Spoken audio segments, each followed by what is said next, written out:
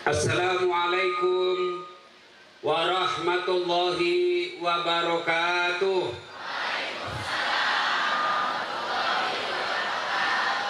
Alhamdulillah, alhamdulillahi rabbil alamin, wa bihi nasta'inu ala umurid dunya waddin. Ashhadu an la ilaha illallah wa ashhadu anna Muhammadan abduhu wa rasuluh. Allahumma salli ala Sayyidina Muhammad wa ala alihi wa sahbihi ajma'in. Amma ba'd. Faqad qala Allah subhanahu wa ta'ala fi kitabil karim. Bismillahirrahmanirrahim. Ya ayyuhalladzina amanu taqullaha haqqa tuqatih wa la tamutunna illa wa antum muslimun.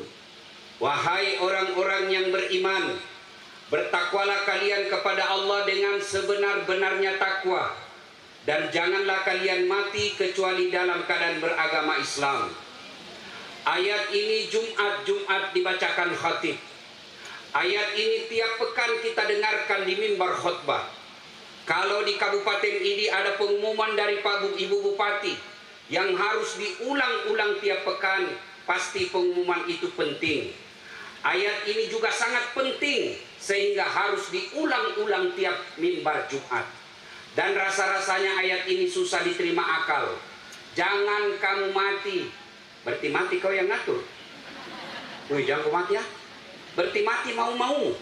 Padahal mati, mau atau tidak, tiba saatnya pasti mati. Orang kaya, mati. Orang miskin, mati. Raja-raja, mati. Rakyat biasa, mati. Bupati, mati. Pelan-pelan juga itu. Semua mati. Berarti yang jadi masalah sesungguhnya bukan mati. Sebab mau atau tidak, sehat atau sakit, pejabat rakyat biasa, tiba saatnya pasti mati. Yang jadi masalah bukan mati. Yang jadi masalah bagaimana kondisimu mati. Allah ingatkan, jangan sampai lagi judi mati. Jangan sampai lagi sabung ayam didapat sama polisi. Wih, kejar. Wih, judi ilegal. Kejar, jangan lari. Wih, masih lari. Polisi kejar. Polisi tidak bisa kejar. Kenapa? Polisi besar perutnya. Jangan lari. Masih lari juga. Terpaksa polisi tembak peringatan ke langit. Duh! 1 kali. Masih lari. 2 kali. Duh! Masih lari. 3 kali. Duh! Masih lari. Terpaksa dilumpuhkan. Tembak kakinya. Duh! Kepalanya kena. Saya tanya temanku yang polisi, bos, bagaimana caranya kakinya kau tembak? Kenapa kakinya kena? Kepalanya kena. Dia bilang, soalnya waktu ditembak dia jongkok, Ustaz. Ini polisi film India, bukan polisi Indonesia. Bu, jangan musuhi polisi. Kira-kira Bapak pikir enak di Indonesia kalau tidak ada polisi? Rumah dirampok, istri dibunuh, anak diperkosa, harta dijarah. Bapak cari siapa? Kori. Mana ketemu? Ayo, ibu-ibu, motor dirampok, ibu cari siapa? Pak Imam. Nggak ketemu. Nah, saya pergi ceramah, macet mobil, nggak gerak-gerak mobil saya. Saya baca surah Yasin, belum goyang mobilku. Saya baca ayat kursi, malah makin macet. Begitu datang polisi lalu lintas, wih, lancar perjalanan. Makanya jangan musuhi polisi.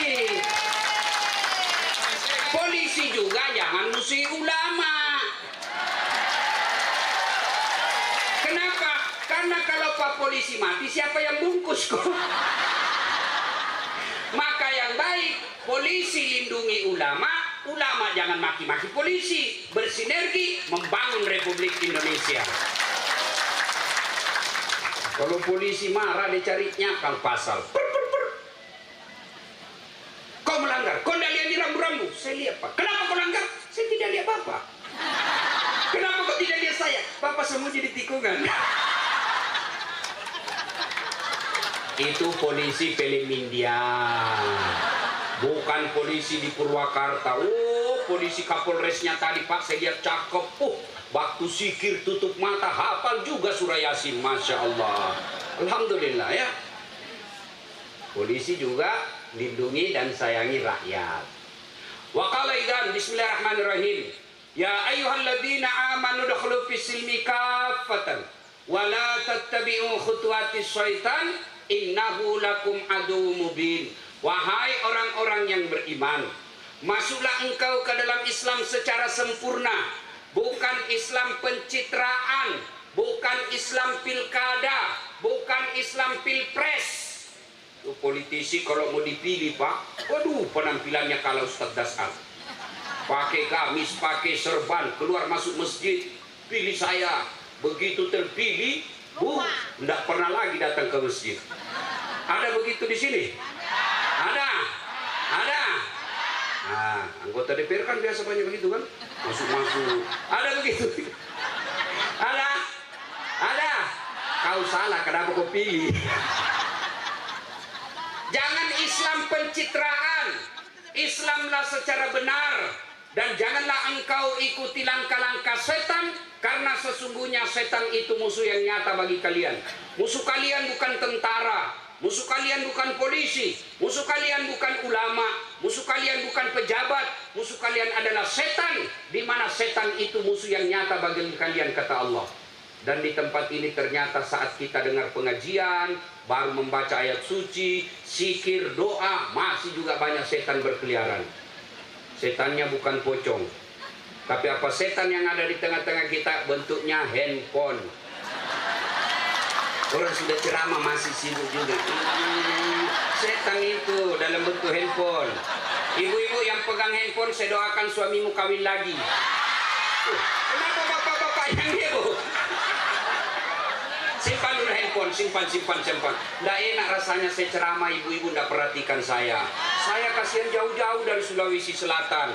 Masya Allah, menghargai acara. Demi Allah Pak Ibu Bupati, ini bajuku kan seperjalanan musafir dakwah ini sudah hampir 1 minggu. Baju sudah hancur-hancur, bau sudah.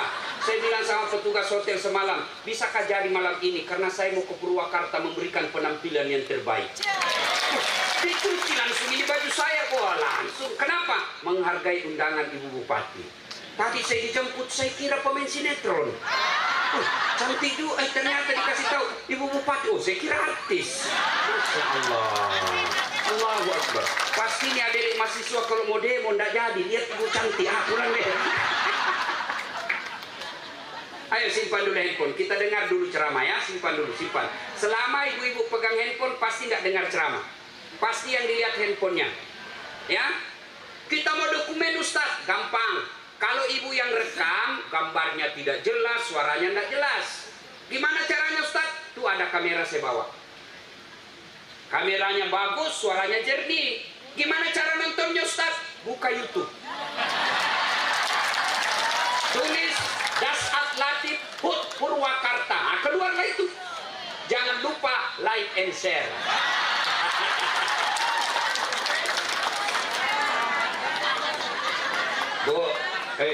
Bu, kalau kau follow artis apa kau dapat? Hai guys, kita lagi di Plaza Indonesia guys, beli sepatu 5 juta guys, apa kau dapat?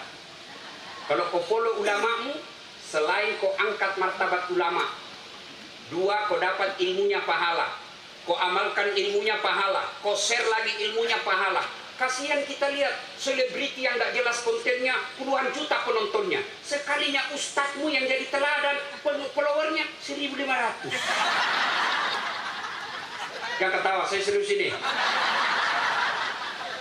Follow Dasat Latif. Wa qala idzan bismillahirrahmanirrahim. Innallaha wa malaikatahu yusalluna 'alan nabi. Ya ayyuhalladzina amanu sallu alaihi wa sallimu taslima. Sesungguhnya Allah dan para malaikatnya bersalawat kepada Rasulullah Muhammad sallallahu alaihi wasallam. Maka wahai orang-orang yang beriman, bersalawatlah kalian kepada Rasulullah dengan sebaik-baik salawat. Suatu kali Nabi duduk bersama malaikat Jibril. Tiba-tiba Nabi melihat ada malaikat lebih 1 juta jari-jarinya. Ibu-ibu, berapa jari-jarinya, Bu? cacat dong. Masa 10? Nggak ada jari-jari kakimu. 20. Ini malaikat lebih sejuta jari-jarinya. Nabi kagum dan bertanya, Jibril, malaikat apa itu? Banyak betul jari-jarinya. Jibril menjawab, itu malaikat yang Allah tugaskan mencatat air ketika hujan. Ada yang mampu catat air hujan? Ada? Tidak. Kenapa? Biar banyak, kalau jatuhnya satu-satu. Ini banyak, jatuhnya bareng-bareng laju. Tidak bisa dicatat. Lalu Nabi bertanya ke malaikat itu, wahai malaikat pencatat air hujan, apa betul kau mampu mencatat air ketika hujan? Ya, ku catat yang jatuh di laut, ku catat yang jatuh di darat, ku catat yang jatuh di gunung, semua aku catat ya Muhammad. Satu yang tidak mampu aku catat. Kenapa kau tidak bisa catat? Karena jumlahnya lebih banyak daripada tetesan air hujan. Apa gerangan? Ketika umatmu berkumpul di pekarangan kantor Purwakarta, lalu mereka bersalawat bareng-bareng kepadamu, aku tidak bisa mencatat betapa banyak pahala yang Allah turunkan di tempat itu. Maka ketika berkumpul seperti ini Pak, bersalawatlah. Kita tentu tidak bisa masuk surga karena tidak ada dosa. Bukan orang tidak ada dosa yang membuat orang masuk surga. Kalau orang tidak masuk surga, karena orang masuk surga hanya karena tidak punya dosa, maka demi Allah tidak ada isinya surga kecuali Muhammad SAW. Mana ada manusia yang tidak punya dosa? Lalu kenapa orang masuk surga? Ditimbang kebaikannya, timbang keburukannya, ternyata timbang punya timbang lebih berat kebaikannya daripada keburukannya meskipun selisih 0,1%. Maka ketika kumpul begini perberat amal dengan apa? Salawat kepada Rasulullah Muhammad Sallallahu Alaihi Wasallam. Saya mau ajak salawat, kita tanding hari ini, boleh? Boleh Bu? Saya mau dengar mana lebih kencang salawatannya bapak-bapak dengan ibu-ibu. Karena saya lihat ini ibu-ibu yang banyak ya. Nah, bapak-bapak diam dulu, kita dengar dulu ibu-ibu. Ayo salawat bareng-bareng, ikut sama saya Bu ya. Salatu salam. Ayo keras Ibu yang di sana, ayo bareng-bareng. Alatu Rasulillah salatullah salamullah ala yasin habibillah. Nilainya 8,5. Itulah suara perempuan. Tidak bisa kencang dia Pak. Namanya sahdu. Suara gini yang bisa membuat kita tergoda. Assalamualaikum. Waalaikumsalam. Itu perempuan tuh membuat kita mumbah. Lagi di mana Dek? Di rumah aja Pak. Makanya Dedek, cewek, pegawai honor, kalau kau ditelepon Pak Kadis jangan mendayu-dayu. Nanti terjadi layangan putus. Assalamualaikum Dek. Waalaikumsalam Pak Kadis. Kok tegus? Assalamualaikum. Waalaikumsalam. Lagi di mana Dek? Di kantor. Apa kau tanya-tanya? Udah diteleponnya lagi kok besok. Bahaya ini. Ini Waalaikumsalam. Ayo ibu diam, ibu diam. Kita dengar nih bapak-bapak. Ayo Pak, jangan mempermalukan jenis kelamin kita. Ayo. Ayo Pak, ayo keras. Ayo. Salatullah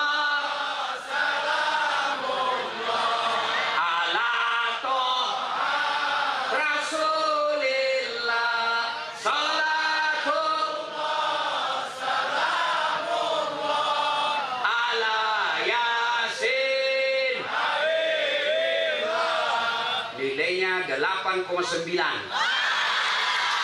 Ngomong saya. Sekarang ibu bapak diam, kita dengar Forkopimda. Cocok itu ya. Forkopimda. Sekda, Pak Bupati, Pak Kapolres, Pengadilan Agama, Kajati, Dandim, ada dia di sana.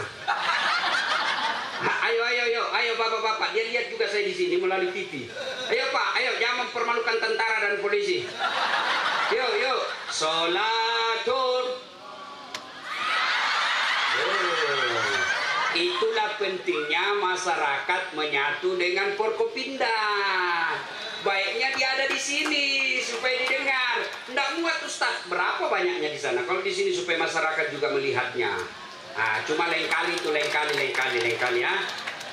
Ibu bapak, saudara-saudara sekalian, nah, ayo kita bareng-bareng semua, ayo semua. Perempuan, anak-anak, lelaki, bapak-bapak, ibu-ibu, yuk semua. Salatullah, salamullah ala Toha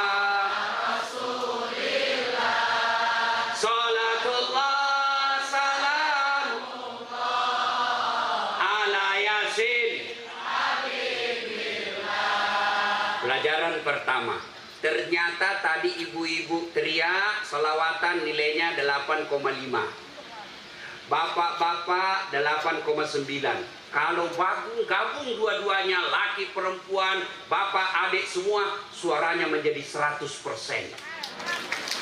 Artinya kalau mau maju Purwakarta yang pertama, hilangkan sekat-sekat perbedaan. Tidak ada Jawa, tidak ada Sunda, tidak ada sipil, tidak ada polisi. Semua kita masyarakat Sunda bersatu.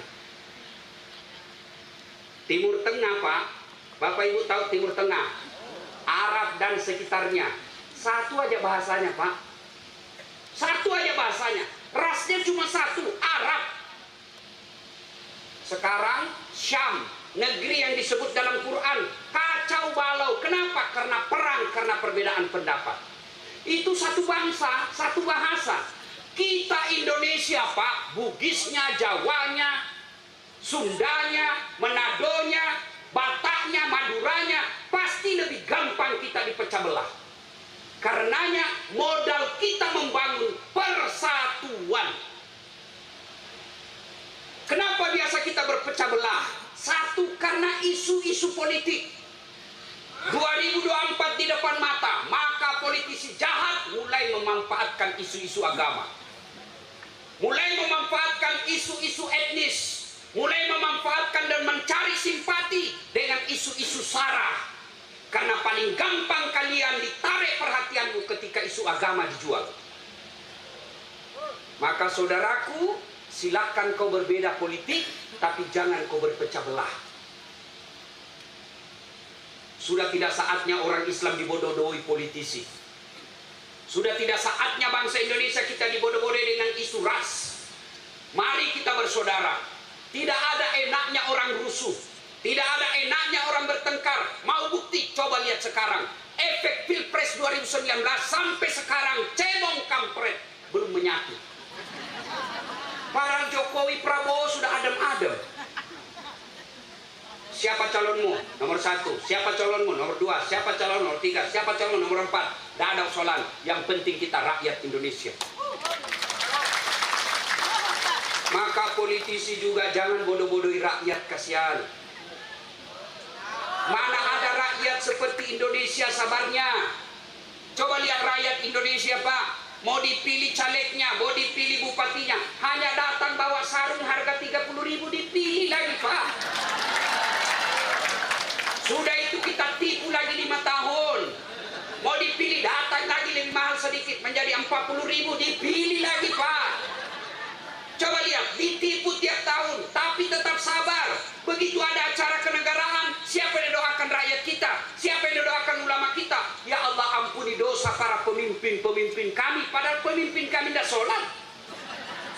Ya Allah, ampuni dosa para pemimpin-pemimpin kami, padahal mereka seling berzina. Kita tahu mereka jahat, tapi kita doakan. Inilah rakyat Indonesia. Maka sayangi rakyatmu karena kalian hidup dari rakyat Indonesia. Tuh, jangan mau berpecah belah, jangan mau dibodoh-bodohi. Isu-isu politik biasa. Namanya orang pilkada, pilpres, pemilu, itu dalam ilmu politik disebut pesta demokrasi. Bapak tahu enggak ketika ada kata pesta didengar? Ketika Bapak dengar pesta, apa yang ada di benak Bapak? Gembira-gembira, makan-makan, ada elektron, pesta. Tidak ada pesta menakutkan. Maka mestinya setiap pemilu pilpres kita senang-senang, jangan menakutkan, jangan ada isu perpecahan. 1. Maka Rasulullah SAW mewasiatkan kepada kita, umatku itu seperti badan ini, Purwakarta ini seperti badan ini. Coba lihat badan kita, Pak. Tangan kanan gatal tanpa diundang kiri yang garuk. Tangan kiri yang gatal tanpa diundang kanan yang garuk. Gatal dua-duanya kerjasama. Iya kan? Iya. Coba lihat, kalau anak muda lagi jalan malam-malam, ternyata tahan tuh kakinya. Kaki tahan tuh, semua badan ikut merasakan.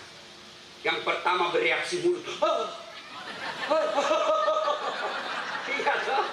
Yang kedua bereaksi bereaksi, mata cari mana yang luka. Yang ketiga bereaksi, mulut. Yang keempat bereaksi, tangan mengusap. Kaki yang bermasalah, semua anggota tubuh ikut berpartisipasi. Tidak ada orang tahan tuh kakinya. Rasa kopi jalan lagi. Saya bilang dia bilang mata saya sudah saja tidur, kok jalan aja ke jam. Enggak kan? Artinya Purwakarta ini ada jadi tangan, bupati simbol kekuasaan. Ada jadi mata, sebagai polisi tentara mengawasi masyarakat kita. Ada jadi mulut, anggota DPR, jangan diam dan tidur saja kerjamu. Ada jadi kaki, rakyat. Maka ketika kakinya masalah, rakyat diganggu, polisi tentaranya maju. Jangan kau ganggu rakyatku. Kalau kau ganggu, saya tembak kepalamu. Itu yang namanya. Jangan malah kita saling menghasut. Wakil bupati menghasut rakyat supaya ganti bupatinya, wakilnya naik. Bukan di sini, bukan di sini. Di tempat lain. Ayo. Kepala dinasnya cari muka. Ayo Pak, iya bu. Nggak laku men. Cari muka men. Karena dia dongok, dia maunya naik kepala dinas, saya cari muka. Iya bu, biar salah dulu. Siap bu, gini, sudahlah. Jangan kau hina temanmu, jangan kau fitnah temanmu supaya kau bisa ganti. Jangan seperti itu. Allah sudah takdirkan hidupmu masing-masing. Satu. Ayo, ibu bapak, saudara-saudara sekalian, bersatu itu tidak mesti seragam. Bersatu itu artinya menerima perbedaan dan siap menerima kenyataan perbedaan kita. Kalau bersatu itu harus seragam, hampa hidup. Kenapa ibu-ibu nampak cantik dilihat di sini? Karena ada pakaian kuning. Saya curiga Golkar. Karena ada putih, macam-macam. Ibu bapak, kenapa kita makan enak? Ibu-ibu, kenapa kita enak makannya? Karena gigi kita beda-beda. Coba kalau semua gigi kita seragam, apa enaknya makan? Semua gigi seri. Tahu ibu, ini gigi bu. Ini nikmat paling hebat. Ibu bisa bayangkan enggak bagaimana seandainya gigimu tumbuh dan panjang seperti rambut. Saya kira ibu bupati tidak akan terpilih kalau sudah gondrong mulutnya. Lihat toh, Allahu Akbar. Lihat gigi kita. Yang di depan ini namanya gigi seri. Apa tugasnya? Memotong. Masuk ke dalam, beda lagi. Namanya gigi taring. Gunanya apa? Merobek. Maka bapak kalau makan daging begini kan, tidak mungkin begini, keluar gigi lu. Yang ketiga lagi masuk ke dalam, beda lagi, namanya gigi geraham.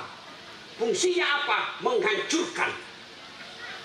Bayangkan kalau semua gigi kita gigi geraham, bagaimana kita makan sayur menggigitnya? Tidak mau putus pak. Inilah hebatnya, kenapa penting Allah ciptakan perbedaan di antara kita, supaya kita saling mengenal satu demi satu. Lita'araf, agar kita bisa bertaaruf, saling mengenal antara satu dengan yang lain. Bayangkan dalam Islam itu sangat diajarkan persaudaraan. Betapa pentingnya persatuan di antara kita. Coba lihat kalau kita salat berjamaah. Mau apapun suku dan bahasamu, tetap satu bahasa. Bahasa bacaan sholat. Coba kalau kita sholat pakai bahasa masing-masing. Yang jadi imam orang dari Arab, dia takbir pakai bahasa Arab. Allahu Akbar. Datang makmum orang Bugis, dia takbir pakai bahasa Bugis. Allahu Ta'ala Maloko. Datang pula penjual nasi Padang, dia takbir pakai bahasa Padang. Allah nan gadang. Datang pula orang dari Betawi, anak gaul dari Jakarta, dia takbir pakai bahasa gaul Jakarta. Allah, gede banget gitu loh. Saya tidak tahu bahasa Sunda pak. Iya kan? Maka disinilah pentingnya Sehingga Allah abadikan dalam Al-Quran, wa'tasimu bihablillahi jami'an wa la tafarraqu. Berpegang teguhlah engkau kepada tali persaudaraan agama Allah dan janganlah engkau bercerai-berai. Ibu bapak, baru-baru kita ibadah kurban, nyembeli binatang. Daging kurban dibagi 3. Yang pertama untuk yang berkurban sepertiga. Yang kedua kepada fakir miskin, memang sudah selayaknya sepertiga. Yang berikutnya yang ketiga kepada karib kerabat, terutama tetangga, sepertiga. Kalau orang miskin dikasih, ya wajar, memang dia lagi butuhkan. Kalau yang bersangkutan dapat sepertiga, ya wajar, karena dia yang punya acara. Tapi kepada tetangga, tetangga kita kaya, apa maknanya kok dikasih tetangga pada dia kaya? Itu makna filosofinya di dalam adalah kau harus menjaga kekerabatan di antara kalian. Bahkan orang yang hitam jidatnya gara-gara sholat, tiap malam dia tahajud, Senin Kamis dia puasa, zikirnya baik, tapi tidak ada yang senang di kantor. Demi Allah kalian bangkrut nanti di akhirat. Ada orang mulutnya zikir melulu, ngaji melulu, tapi di kantor tidak ada yang senang. Di kompleknya tidak ada yang senang. Sebelah depan rumahnya bertengkar gara-gara parkir, sebelah kirinya bertengkar gara-gara apa? Binatang ternak. Ada orang Pak di komplek di Makassar bertengkar gara-gara apa Pak? Anjingnya naik atap tetangga. Dan tetangganya orang yang najis, dianggap najis anjing. Bertengkar gara-gara binatang ternak. Sebelah kanannya bertengkar gara-gara apa? Taman janda bolong. Belakang rumahnya gara-gara apa? Got. Semua orang di komplek tidak ada senang dia. Maka kalian dengar orang yang baik ibadahmu, hablum minallahi baik, tapi kalian putus persaudaraan. Dengar janji Nabi, penegasan Nabi. Atau dulu namanya muflis. Saudara-saudara kalian, kau tahu siapa yang bangkrut di akhirat kelak? Pailit di akhirat kelak, jarusu wa khati'ur rahim, tetangga yang jahat sama tetangganya dan dia memutuskan tali persaudaraan. Maka saudaraku, Purwakarta, di ulang tahun ini, mari rapatkan kembali persaudaraan. Tidak ada istilah pribumi, tidak pribumi. Tidak ada istilah Islam non-Muslim. Kita semua rakyat Purwakarta satu padu mengangkat citra dan martabat kabupaten kita. Soal agama masing-masing, ya. Soal keyakinan kita pertanggungjawabkan masing-masing. Tapi kita punya kepentingan masing-masing adalah kepentingan kita bersama menjaga ketertiban umum di kabupaten kita. Seorang penceramah mana bisa ceramah kalau sudah rusuh? Saudara-saudara sekalian, Allah batu. Mana kita mana bisa kita ceramah kalau sudah rusuh? Iya toh? Bapak-bapak bagaimana bisa cari nafkah kalau sudah rusuh? Ibu-ibu bagaimana mau pengantin baru, bapak-bapak mau pengantin baru, ada anaknya kalau lagi rusuh.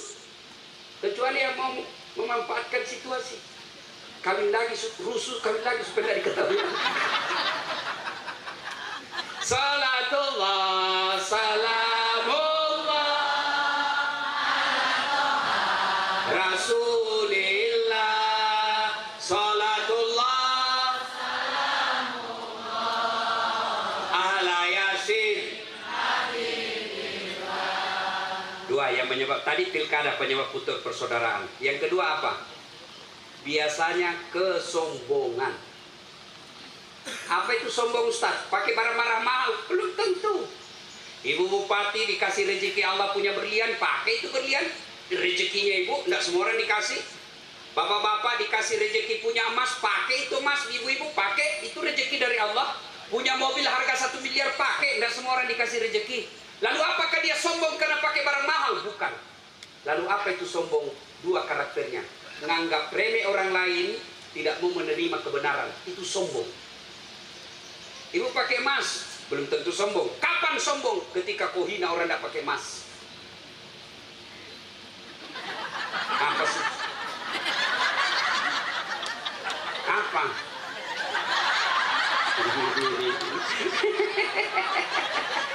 Apa sih Bu? Apa? Kenapa? Palsu gelangnya. Sombong. Sombong. Ibu dandan pakai, itu rezekimu. Pakai parfum, itu rezekimu. Tapi jangan kau hina orang miskin. Palsu lipstiknya. Kenapa kau tahu? Melengket di giginya. Tukang gosip. Inilah penyakitnya ibu-ibu kasihan, tukang gosip. Ustadz aja dia gosip. Dia bilang, Bu Bupati, tidak usah lagi ku panggil itu Pak Ustadz. 4 dia bahas, kita terus dikenanya. Ya, sombong.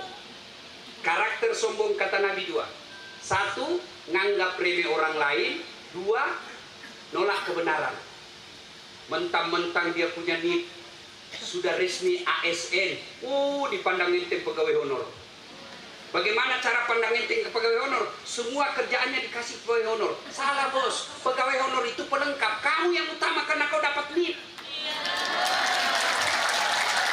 Ada pegawai honor di sini? Ada. Biasanya yang banyak itu Satpol PP kasihan. Polisi setengah. Tahu lagunya pegawai honor? Pegawai honor tahu lagunya? Berakit-rakit dahulu, berenang-renang ke tepian, sakit-sakit dahulu, susah-susah dahulu, lalu kemudian tetap susah. Namanya PTT, pegawai tidak tetap. 5 tahun kemudian PTP, tetap tidak pegawai. Ya, nah itu orang-orang yang sombong meremehkan pegawai honor. Kau tidak remehkan secara lisan, tapi semua pekerjaanmu kau kasih yang pegawai honor. Itu kalian sombong namanya. Tenang, saya bela kamu. Ya, 2, karakter sombong, menolak kebenaran. Apa kamu tahu? Saya ini sudah 10 tahun jadi pegawai, kau baru masuk. Betul Bapak 10 tahun, tapi otaknya Pentium 1. Lambat loading. Iya Bu. Ini betul baru 1 tahun, tapi otaknya Pentium 4. 4 giga dia pakai, cepat curu. Bapak 1 giga, lambat loading, hilang-hilang gambar.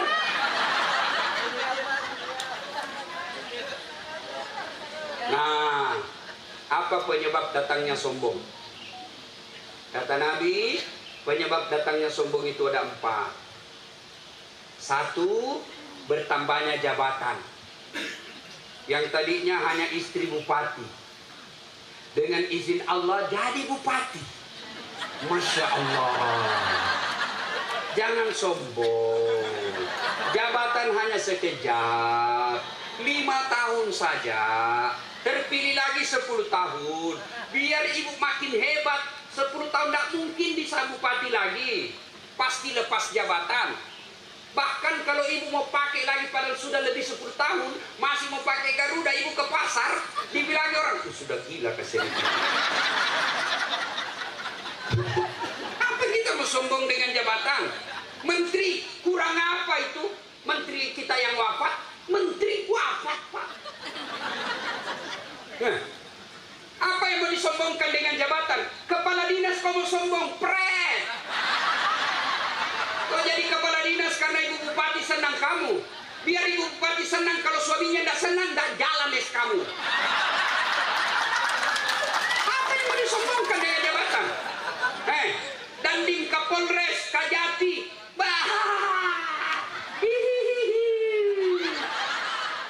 apa yang mau disombongkan dengan jabatan? Sekejap saja. Petantang petenteng kamu kena masalah, pret. 2, penyebab datangnya sombong. Kata Nabi, bertambahnya ilmu. Banyak betul gelarnya. Doktor, SOS, SAG, MSI, PSD. Terakhir gelarmu almarhum. Apa yang kita mau sombongkan dengan ilmu? Ayo, apa yang mau disombongkan dengan ilmu? Allah jelaskan, wa ma utitu minal ilm illa qalila.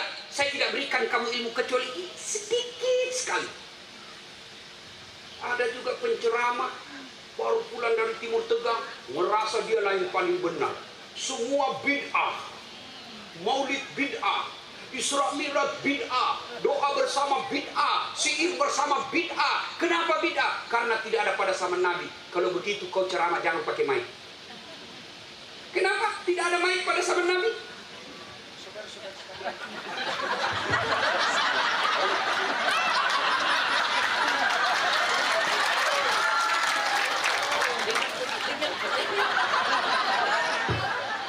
Ayo, yang baik, mari saling menghormati perbedaan pendapat. Kalau kau tidak mau Isra Mi'raj, silakan. Tidak mau maulid, silakan. Orang yang mau maulid, silakan. Jangan berpecah belah. Dulu zaman saya kecil, waktu belum ada medsos, ketika ada perbedaan, kita tidak pernah ribut. Saya sholat subuh, di samping saya tidak kunut. Bah, begitu saya kunut, dia tidak kunut, tidak ribut kita. Paling dalam hati, oh Muhammadiyah. Selesai. Iya toh? Maka ilmu jangan membuat kalian mau sombong. Alim ulama berbeda itu biasa. Ada juga ulama, bukan ulama sih sebenarnya. Anak-anak yang baru belajar agama, 3 bulan dia belajar di YouTube, pelihara jenggot, celana jingkrang, semua sudah mau dikafirkan. Saya pun dihina di Facebook. Dia bilang, apa kau Ustaz Dasar? Cerita aja kau. Kau bilang pelihara sunnah-sunnah, kau tidak pelihara sunnah. Saya bilang, kenapa kau tuduh saya tidak pelihara sunnah? Buktinya kau tidak pelihara jenggot. Mau dia apa kalau tidak mau tumbuh?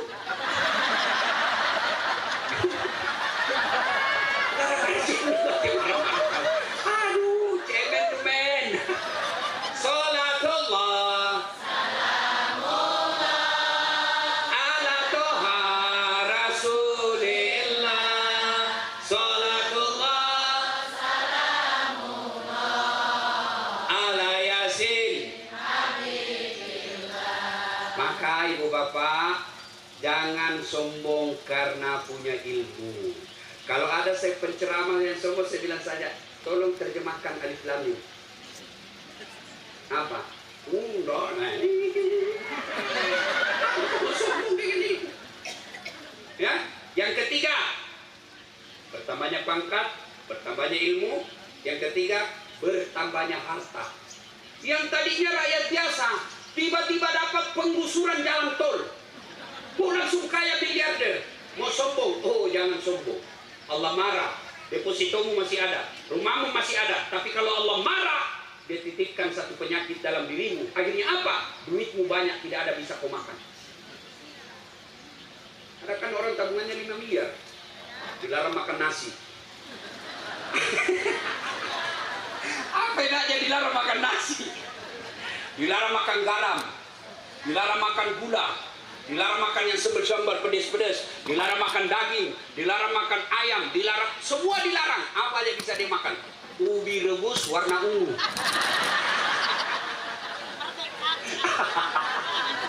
Kita lihat tadi warna ungu aja bisa dimakan, Pak. Begitu dia ke dokter, apa kata dokter? Pak, Bapak ini selama aktif tidak pernah kena sinar matahari.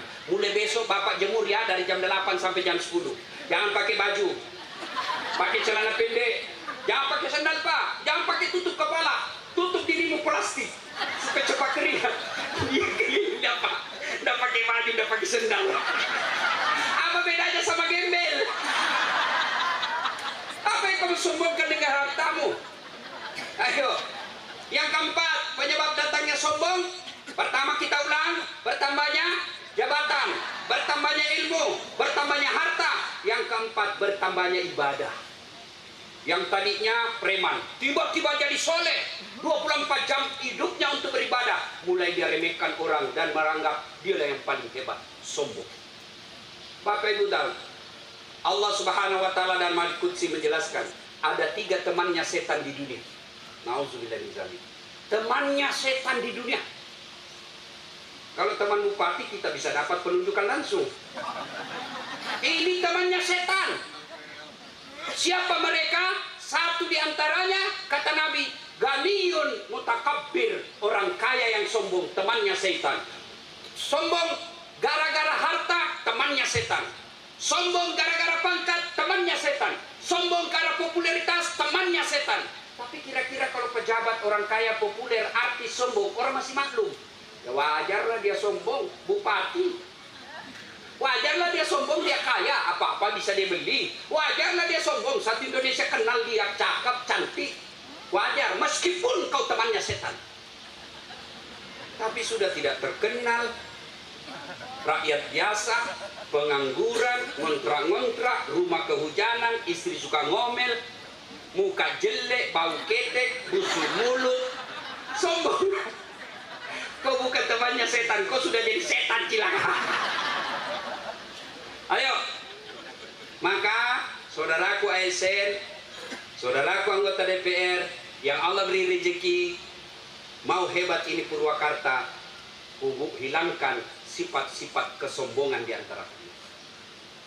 Allah melaknat Fir'aun, haram masuk surga dan abadi dalam neraka karena dia sombong. Dan laknat Allah sampai sekarang ini berlaku buat Fir'aun. Mana buktinya? Sampai detik ini tidak ada orang yang senang itu Fir'aun. Mana buktinya? Tidak ada warga orang Sunda yang mau kasih nama anaknya Fir'aun. Begitu jeleknya itu sifatnya Fir'aun. Mentang-mentang itu populer itu Fir'aun. Ada dalam Quran. Nah, saya kasih ke nama Fir'aun, Le. Itu bukti laknat Allah. Maka buang jauh-jauh sifat kesombongan. Karena sombong itu bisa memecah belah persaudaraan kita. Yang ketiga, penyebab putusnya persaudaraan apa? Hoax, fitnah, gibah. Dulu orang bergibah, dulu orang bergosip harus ketemu muka, face to face. Sekarang canggih. Gosipnya satu di Bandung, satu Purwakarta, satu di Jakarta, satu di Madura, satu di Jepang, satu di Makassar. Gosip dia di mana? Digosipnya di grup WhatsApp. Pertama dia cerita sinetron. Lama-lama dia bilang, iya, mirip tetangga saya itu. Saya aja digosip, Pak. Saya lewat tadi ada yang gosip saya. Itu juga bajunya waktu di YouTube.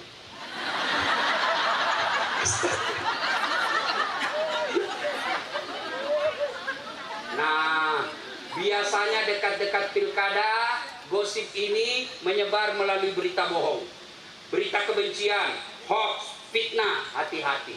Berapa banyak kita lihat di TV, ibu-ibu ditangkap, ibu-ibu dipecat suaminya. Gara-gara apa? Dia aktif bersosialisasi di medsos dan dia sebarkan adalah fitnah. Nanti diperiksa polisi di depan penyidik. Saya tidak tahu, Pak, saya hanya menyebarkan.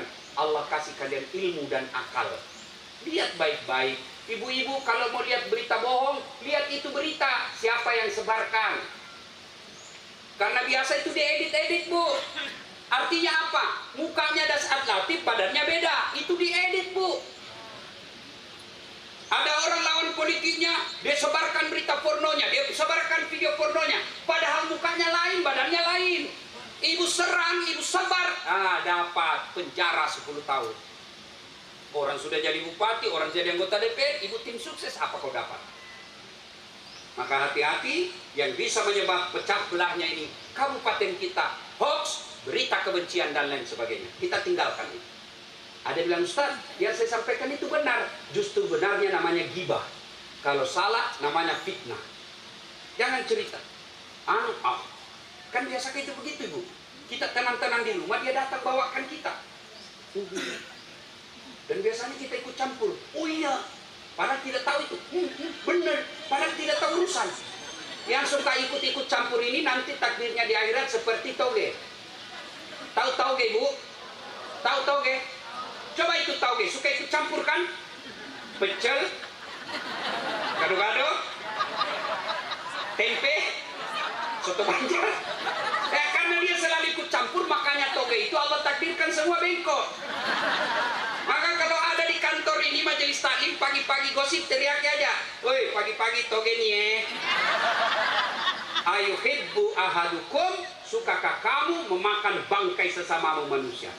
Ibu bapak saudara-saudara sekalian, pesan pertama, tegakkan ukhuwah persaudaraan di antara kita. Berbicara tentang membangun negara, mari bangun sama-sama. Itu yang disebut bekerja sama dalam menegakkan persatuan dan kesatuan bangsa Indonesia. Bangun jembatan, mari kita sama-sama. Membangun kerukunan, mari kita sama-sama. Tidak melihat apa agamanya, apa sukunya. Yang penting kita punya kewajiban menjaga ketentraman dan kerukunan kabupaten kita. Yang kedua, pesan tabligh akbar kali ini.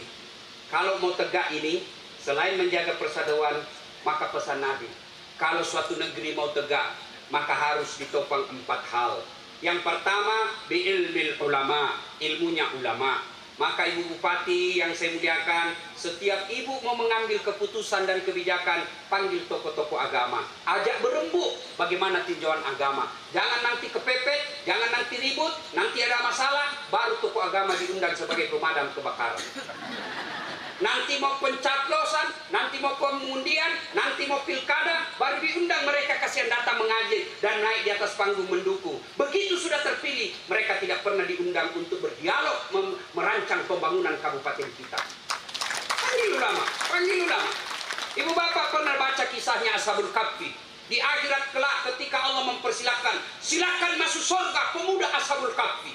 Maju pak, 1 anak muda, 2, 3, 4, 5, 6, 7. Di belakang manusia ke-7 dia ada anjing. Ditahan sama malaikat. Hei, anjing tidak boleh masuk surga. Saya minta pengadilan. Buka pengadilan. Kenapa kau larang saya masuk surga?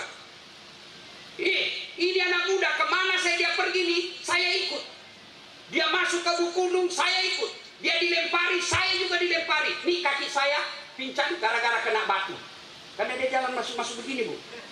Kalau dia masuk surga, kenapa kau larang saya? Saya setia mengikutinya. Kedengaran dari aras Allah. Malaikat, masukkan dia surga karena dia setia mengikuti ulama.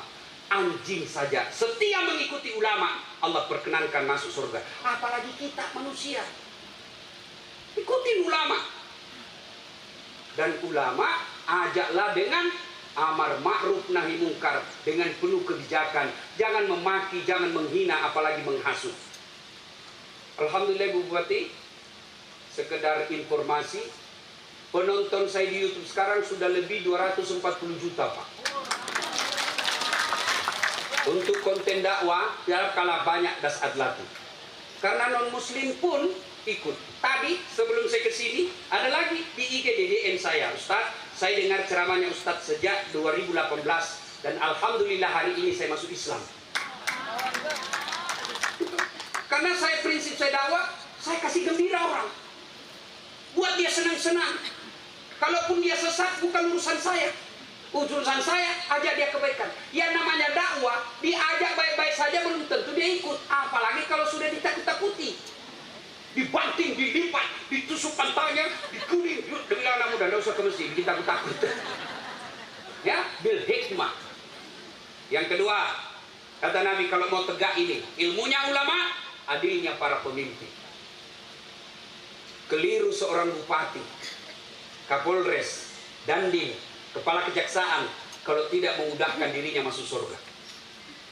Ibu Bupati, saya ceramah, ayo saudara-saudara sekalian, mari sholat berjamaah, hidupkan sholat jamaah. Yang datang yang pensiun, yang sudah muka-muka sakaratil maut.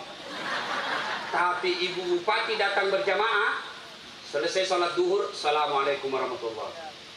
Assalamualaikum warahmatullahi. Panggil ajudan. Ajudan, mana ini kepala dinas pendidikan? Tidak pernah juga saya dapat dia sholat jamaah di sini.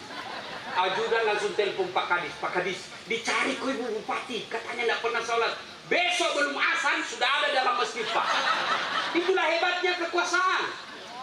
Saya dakwah, saudara-saudara sekalian, jangan minum khamar, berhenti narkoba. Anak muda kasih kempes mobil saya. Tapi begitu datang Kapolres Pak Dandi, berhenti kau, kalau tidak saya tangkap kau. Berhenti mereka Pak. Maka keliru seorang pejabat kalau tidak memudahkan jabatannya masuk surga.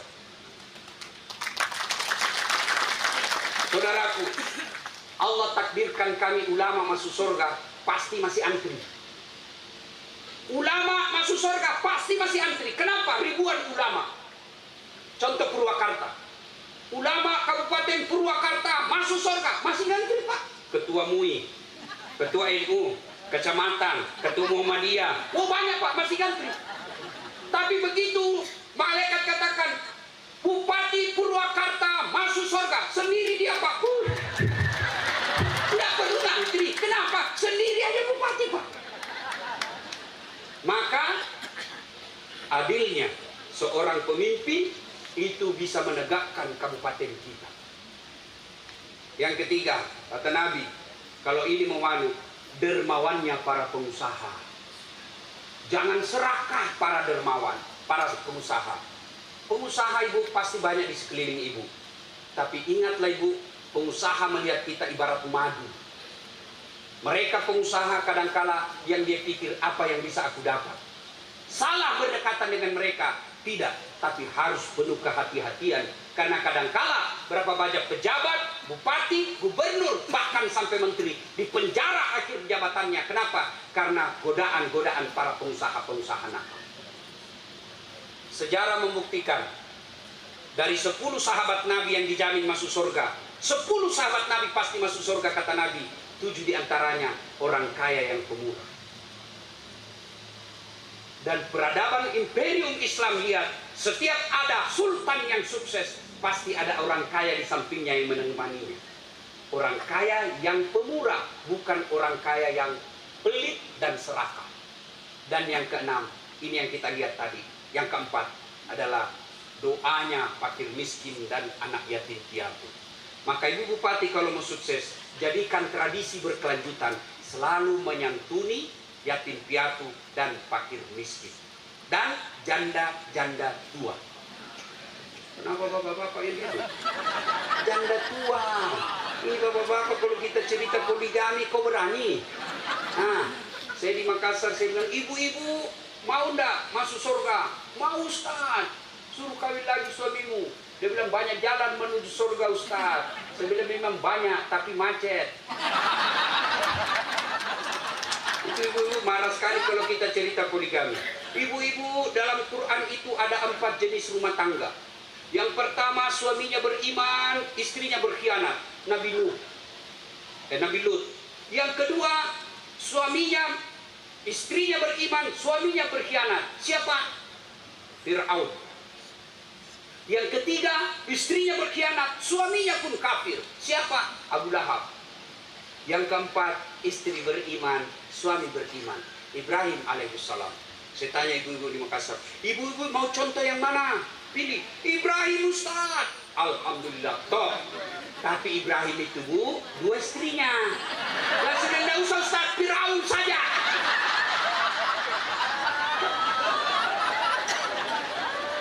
Salatullah, salamullah ala Toha Rasulillah. Salatullah, salamullah ala Yasin. Apabila penduduk Purwakarta akur, damai, menjunjung tinggi persatuan, menopang 4 hal ini, maka janji Allah, walau anna ahlal qura amanu wattaqau lafatahna alaihim barakatim minas samai wal ard. Penduduk suatu negeri, penduduk suatu kabupaten beriman dan bertakwa kepadaku, janji Allah, aku turunkan keberkahan dari langit dan aku munculkan keberkahan dari dalam tanah. Insya Allah.